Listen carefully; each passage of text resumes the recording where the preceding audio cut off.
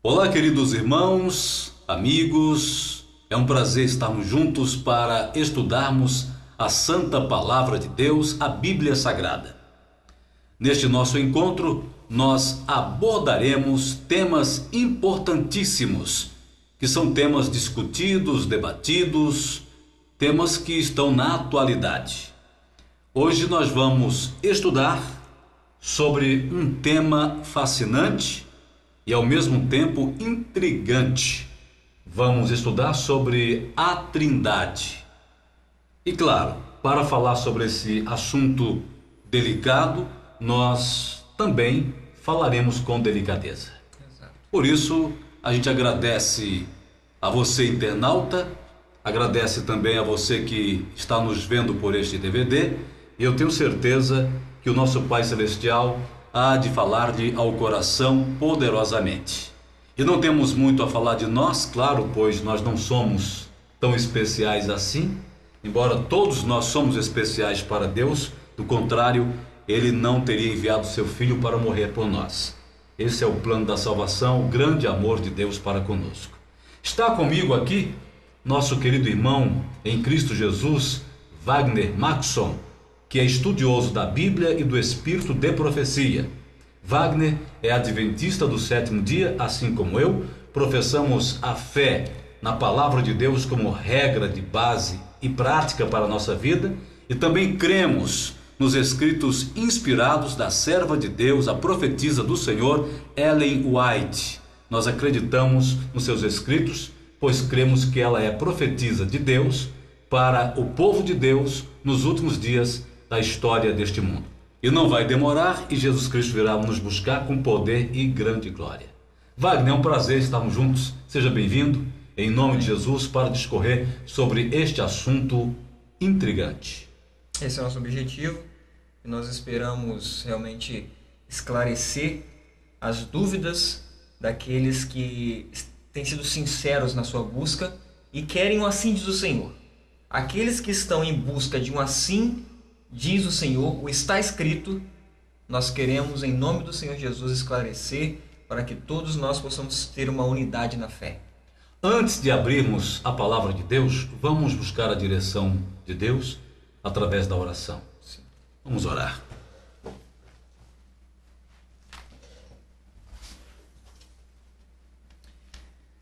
Deus eterno, Pai de amor, nos colocamos na Tua presença neste momento, Senhor, agradecidos porque ainda podemos, ó Deus, abrir a Tua palavra. Pedimos a unção do Teu Espírito nesta hora para que possamos compreender a Tua vontade para a nossa vida. Amém. Guia-nos, ó Deus, em toda a verdade e, acima de todas as coisas, que nós possamos ter uma mente clara para compreender esses assuntos vitais para os últimos dias dessa terra. Amém. É o que nós lhe pedimos em nome do Teu Filho amado, o nosso Senhor e Salvador Jesus Cristo. Amém. Amém.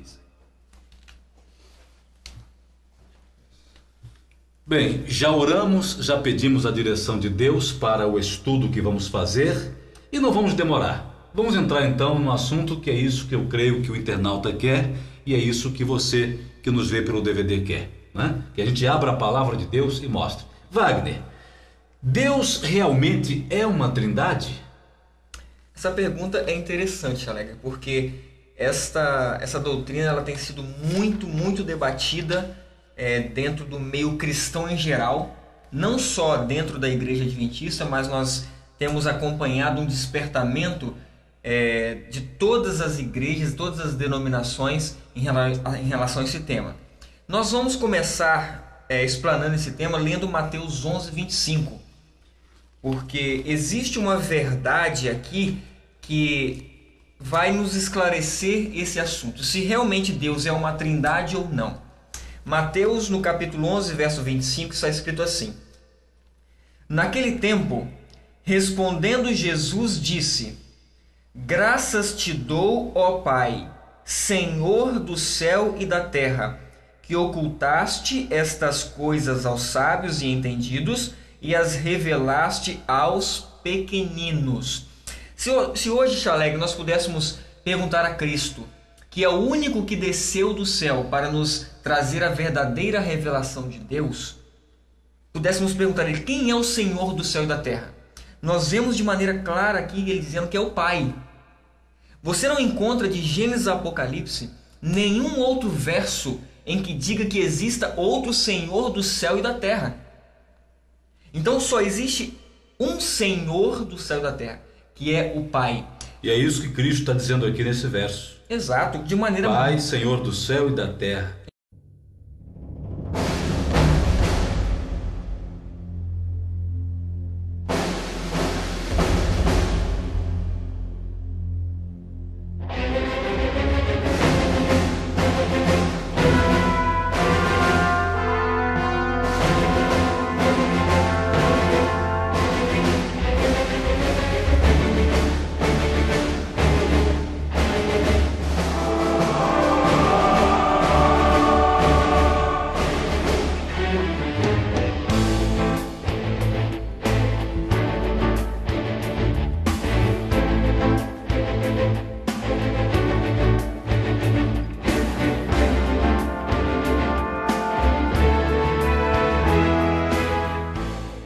De maneira muito aberta. Então eu quero começar explicando o tema Deus, tratando de soberania.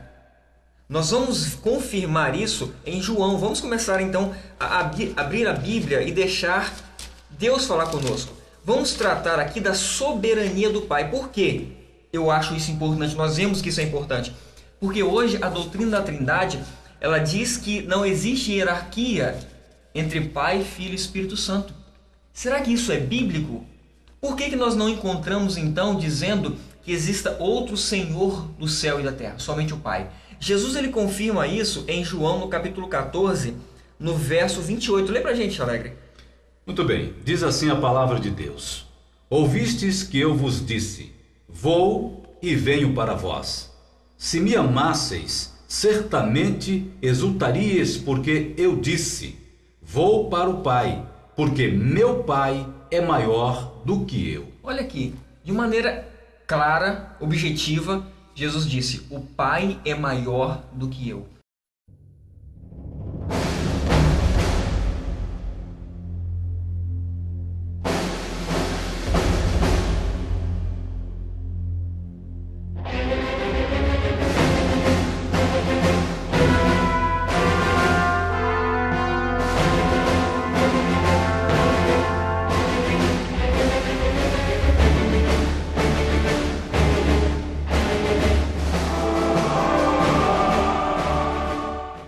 Agora vamos abrir a Bíblia então em 1 Coríntios, no capítulo 8, no verso 6, que diz assim.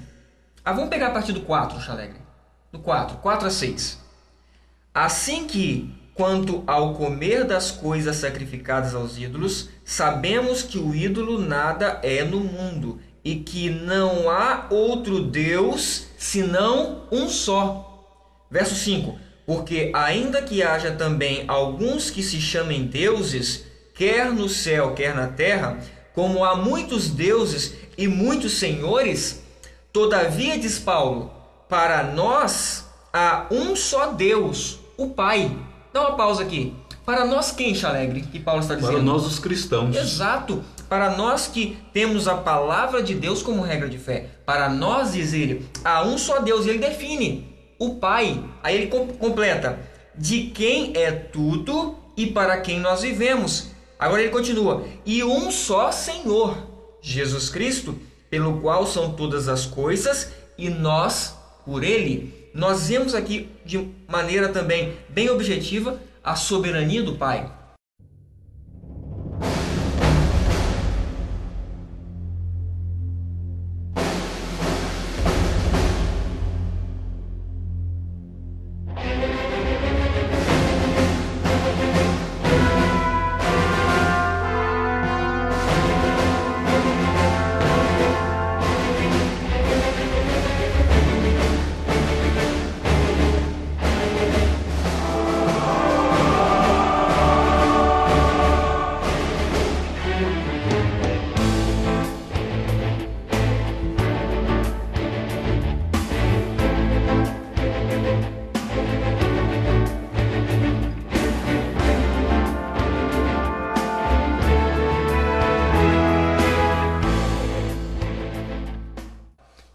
existe um só Deus, o Pai, e um só Senhor, Cristo Jesus.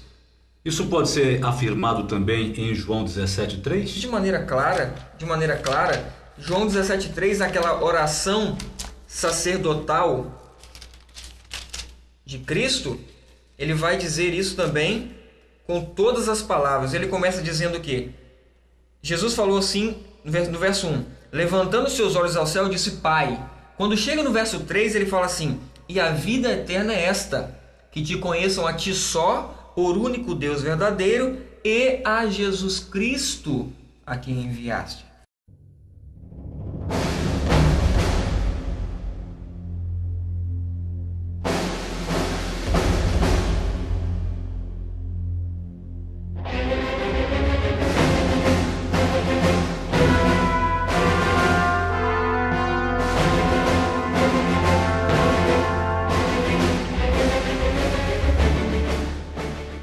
Então a Bíblia, Chalegre, ela não dá margem para uma trindade, ela não dá margem para que exista outro ser soberano no mesmo nível que o Pai. Interessante que aqui é o próprio Jesus Cristo falando, é Ele próprio dizendo. Então a pergunta que eu havia feito a você inicialmente foi, Deus realmente é uma trindade? Não, de maneira nenhuma. Agora é preciso explicar um pouco o que é trindade. O conceito trinitariano hoje diz que existem três seres coeternos, sem hierarquia entre eles, que são um só. Que coisa, é uma coisa meio assim, ilógica. É muito místico para mim entender que três são um.